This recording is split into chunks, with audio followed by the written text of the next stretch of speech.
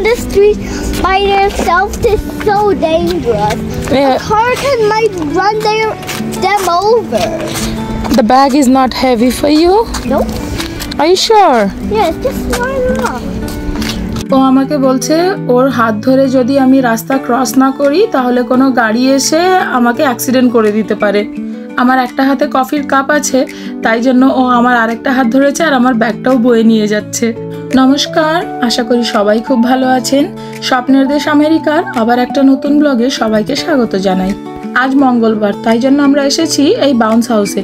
প্রতি মঙ্গলবার ওদের দুজনকে নিয়ে আমরা বাউন্স হাউসে আসি, কারণ মঙ্গলবারের দিনে $3 করে টিকিট হয় আর অন্যান্য দিনে ওই $10 আর বৃহস্পতিবার দিনে $5 করে টিকিট। $3 মানে ওই 250 টাকা করে এক একজনের। আমার ব্যাগটা যথেষ্ট ভারী ওর জন্য, ও নিতেও পারছে না আর আমাকে দিচ্ছেও না। এইখানে বাইরের কোনো খাবার অ্যালাউড নয়, তাও আমি আমার কফির কাপটা ঠিক বয়ে আনি, কারণ এইখানে আসা মানে 2-3 ঘন্টা ওরা খেলে। আর ওই যে $3 ওইটা পার আওয়ার নয়, ওই $3 দিয়ে এরা সারা দিন খেলতে পারবে এইখানে। তবে এখানে খেলার জন্য সক্সটা খুব জরুরি। সক্স যদি কেউ ভুলে যায় তাহলে কাউন্টার থেকে আবার $2 দিয়ে সক্স কিনতে লাগবে। আর সক্সের নিচে এইভাবে রাবারের প্যাডিং দেওয়া থাকলে এই বাউন্স হাউসগুলোতে খেলতে সুবিধা হয়, না হলে একটু হড়কে যাওয়ার ভয় থাকে, সব স্লিপারি তো। নিলয় কখন নিজের সক্সটা পরে নিয়েছে আমিও জানি না, ও গাড়িতেই পরে নিয়েছে। আর এইখানে এলে অভিকে ধরে রাখাটা অসম্ভব, ও একাই 100, ওর বন্ধু বান্ধবও চায় না আর ভয় তো ওর নেই একেবারে।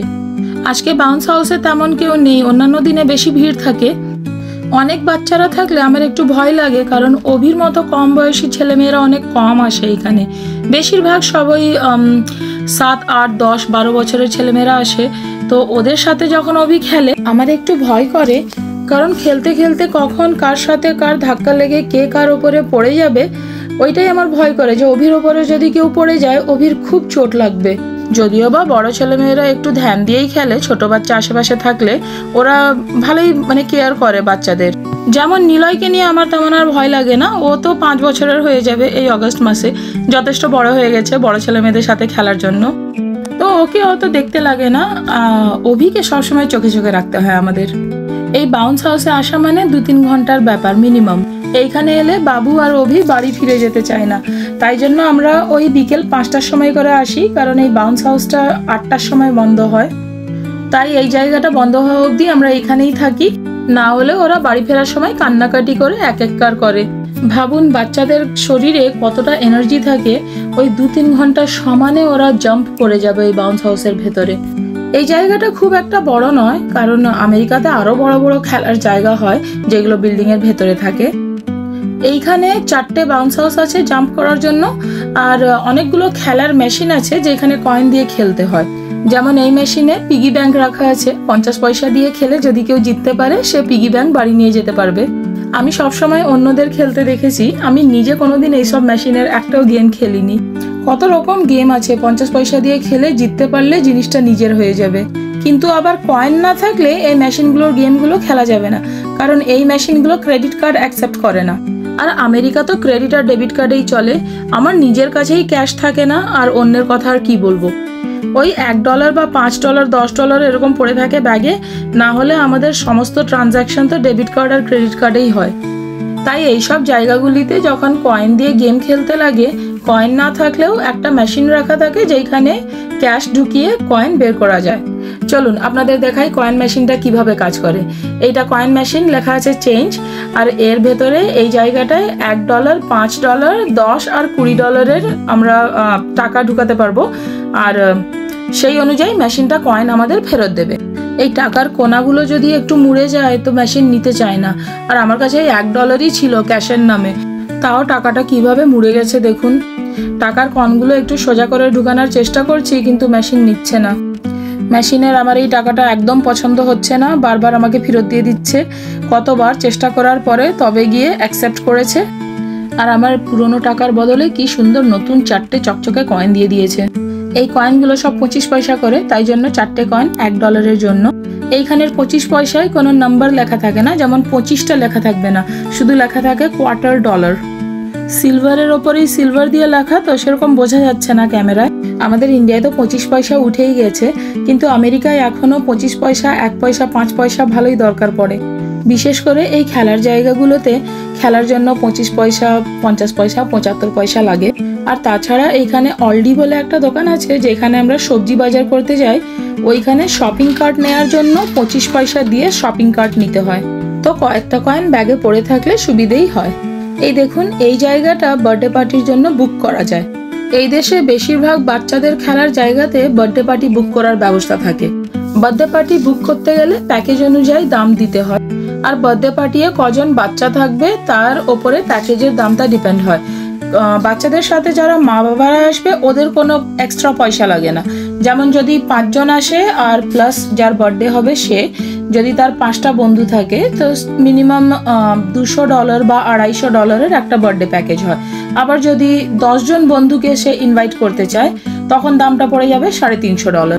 আর বার্থডে পার্টির প্যাকেজেই এই সমস্ত খেলা ইনক্লুডেড থাকে, ওদেরকে এক্সট্রা পয়সা দিয়ে তখন জাম্প করতে লাগবে না। আর এই সমস্ত খেলাগুলো খেলার জন্য ওরা টিকিট পায়, নিজের পয়সা দিয়ে খেলতে লাগে না। আমি ভেবেছিলাম এই দিকটা হয়তো বন্ধ আছে, কিন্তু দেখছি খোলাই আছে। জায়গা অনুযায়ী বেশ অনেকজনকেই নিমন্ত্রণ করা যাবে। আর এই যে কালো রঙের বোর্ডটা দেখতে পাচ্ছেন, এইটা বার্থডের থিম অনুযায়ী সাজানোর জন্য। তবে সাজানোটা যার জন্মদিন তার ফ্যামিলি মেম্বারও করতে পারে, আর এদেরকে বললে একটু এক্সট্রা চার্জ দিয়ে এদের স্টাফও সাজিয়ে দিতে পারে। এইদিকে জুতোগুলো খুলে রাখার একটা র্যাক আছে, আর না হলে যদি যেইখানটায় খেলে ওইখানটায় যদি জুতো রাখে সবাই একের ওপরে এক দুমদাম পড়তে থাকবে। অনেকক্ষণ থেকে খেলছে তো সবার জলতেষ্টা আর খিদে পেয়ে গেছে। নর্মালি যখন এরকম কোনো খেলার জায়গায় খাবার বিক্রি হয় ওইসব খাবারের দাম একটু বেশিই নেয়, কিন্তু এইখানে দামগুলো খুবই রিজনেবল লাগে। $2, $3 করে। যেমন পপকর্ন, এই যে কোল্ড ড্রিঙ্কটা খাচ্ছে এটাকে বলে স্লাশি, মোটামুটি $10 খাবার কিনলে লেগে বেশি।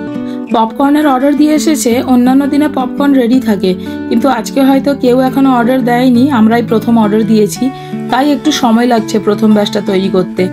পপকর্নের অপেক্ষা করতে করতে একটা ছোট্ট গল্প বলি। আমরা একবার মিশিগান গিয়েছিলাম, তো এইরকম একটা বিরাট বড় বাউন্স হাউস একজনের ঘরের সামনে দেখেছিলাম। ওইখানে হ্যাপি বার্থডে বলেও লেখা ছিল।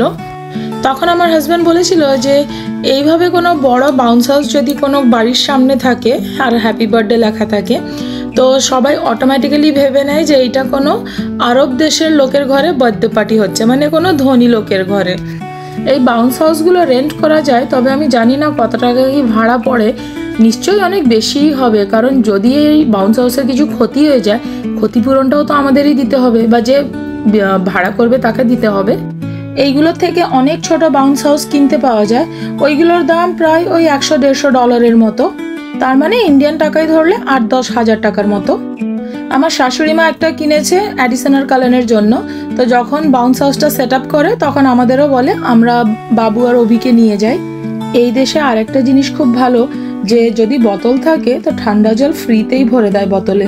আমি বাড়ি থেকে জল এনেছিলাম এদের জন্য, কিন্তু জল শেষ হয়ে গেছিল, তো এখানের স্টাফ ফ্রিতেই জল ভরে দিয়েছে। এখানে স্টাফ খুব ভালো, খুব মিশুকে, আর পুরো জায়গাটা এত পরিষ্কার, সবসময় মনে হয় যেন এক্ষুনি কেউ পরিষ্কার করে গেছে। আর যেহেতু এটা বাচ্চাদের জায়গা, প্রতিটা টেবিলে যখনই লোকজন উঠে যায় সঙ্গে সঙ্গে, মানে 1 মিনিট লাগে না, কেউ এসে সঙ্গে সঙ্গে পরিষ্কার করে দেয় টেবিলটাকে। এদের পপকর্ন খাওয়া হয়ে গেলে আমরাও এবার বাড়ি চলে যাব, 8টা বাজতে চায়। এরা গিয়ে আবার স্নান করবে, ডিনার করবে। আজকের ভিডিওটাও তাহলে এখানেই শেষ করছি।